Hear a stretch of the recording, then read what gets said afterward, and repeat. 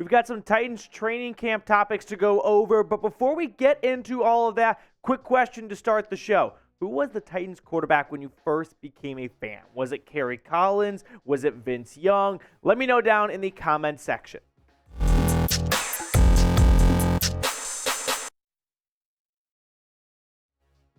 Titans training camp continues on, and now we have some padded practices, and a lot of players say it does not really start until the pads come on. So we're getting a better look of the 2023 Tennessee Titans, and I've got some takeaways after the first few padded practices are in the book. So let's get started with the second-round pick out of Kentucky. Will Levis had a very strong day at camp earlier this week. His best reported practice so far as a Tennessee Titan. Happened on Monday during the team's first padded practice. He was charted at going 6 for 7 with 5 touchdowns during their 7-on-7 drills. Now, he is not throwing a lot of touchdowns to DeAndre Hopkins or Treylon Burks because he is running with the second and third team offense, alternating with Malik Willis, who also has had a very strong camp so far. So he's not working with the best on offense, but he's also not going up against the Titans starting defense as well, for what it's worth. Honestly, though, it's good to see, right? You'd rather see Will Levis have good days at practice than bad days at practice. Now what I want to see from number 8 is start stacking those good days, right? That's what his new offensive coordinator told him, which is it's easy to have one good day at practice. Can we get one day into 2, then into 3, then into 4, and before you know it, you're a veteran as a rookie, and you're just stacking on good days after good days. But despite talking about Will Levis and kind of sharing the Kool-Aid a little bit around the campfire, I do want to say that it is still Ryan Tannehill at QB1, no questions asked. There is no real battle going on here. The only battle going on is for QB2 between Malik Willis and Will Levis. But Ryan Tannehill is this team's undoubted starting quarterback. There's no controversy whatsoever so far in Nashville, but Ryan Tannehill has had a strong camp. He threw his first interception of training camp just the other day, but other than that, he's developed a nice chemistry with DeAndre Hopkins early on, and he seems to be getting back to that, form we saw him in to start his career in Tennessee. Now, before we get on to the rest of our training camp takeaways, beat our record for this upcoming month. Last August, we picked up 234 subscribers. So far, we're only one day into the new month, but we've already reached 7 new subscribers. So, hey, if you're looking for a free Tennessee Titans YouTube channel, hit that sub button down below. Do us a big favor and also help us grow the channel and get more studio space so then you guys get more content. Second takeaway I've got from training camp is Treylon Burks is improving. This is someone that, hand up, I have not been super high on going into this season. I think way too often fans and media members just go, second or first or second round pick, second season, breakout season. It's not always that simple. And so I haven't been on that Treylon Burks breakout hype train as much as other people have been. But maybe I should hop on because he is off to a very strong training camp. He hauled in the catch of the day on Monday, a one-handed grab from Ryan Tannehill. And the former 18th overall pick out of Arkansas has looked very impressive so far through training camp. I think Burks is this team's X factor. That might sound a bit egregious, but just hear me out for a moment because we know what we have in Derrick Henry, right? We know what DeAndre Hopkins is.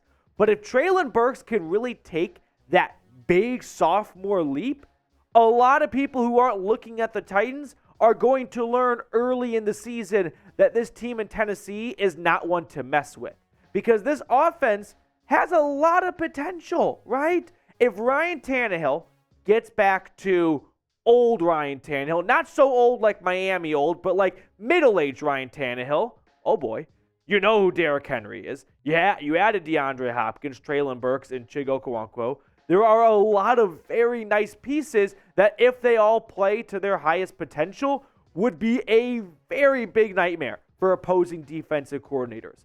But you need a lot of things to go right here, right? You need to get all your ducks in the row, and it's not easy to get all these same players on the same page in one season. That's just the nature of the beast.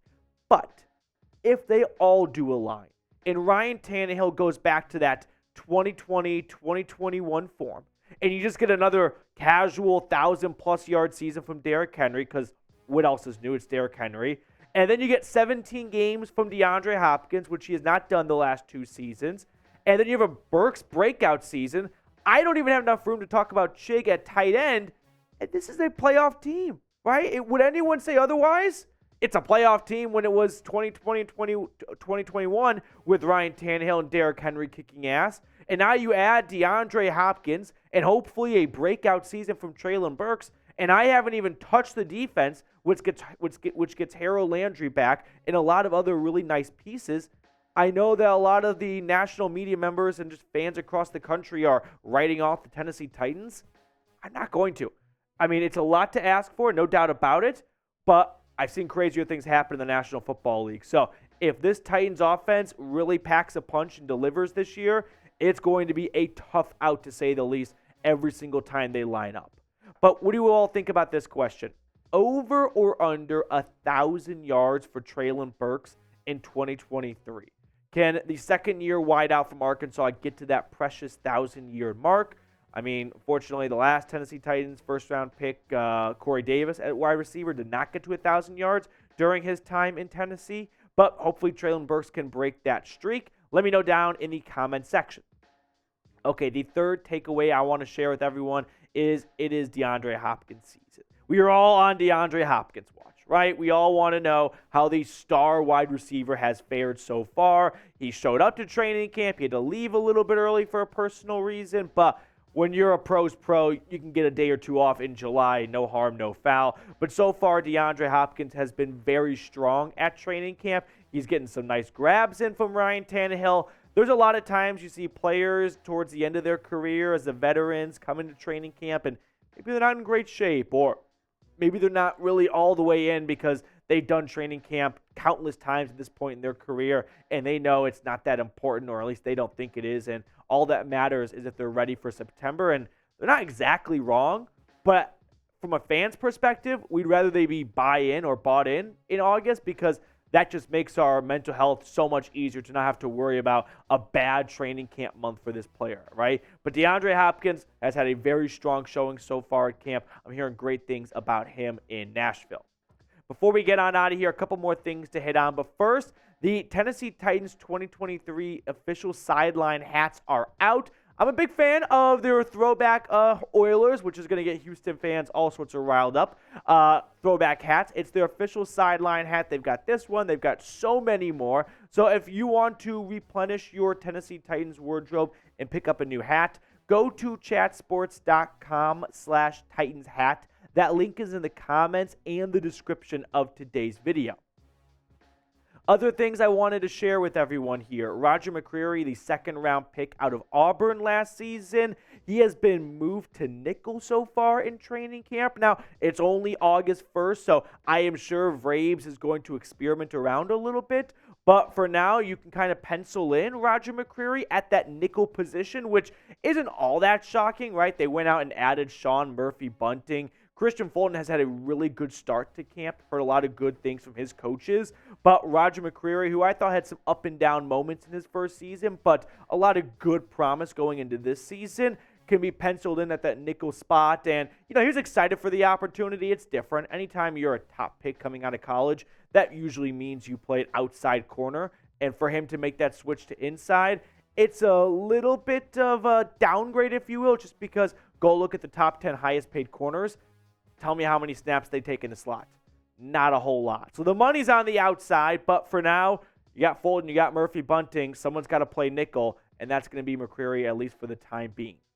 That will do it for us on today's show. Thanks so much for tuning in. If you made it all the way to the end of the video, I just kind of want to get a pulse of everyone that watches all the way through. So type TEN for me down in the comments section below. That way I can find out where the MVPs are of today's show. And hey, if you made it all the way to the end, we got to be doing something right here. So like the video, subscribe, all that YouTube cliche stuff, and we'll see you guys later.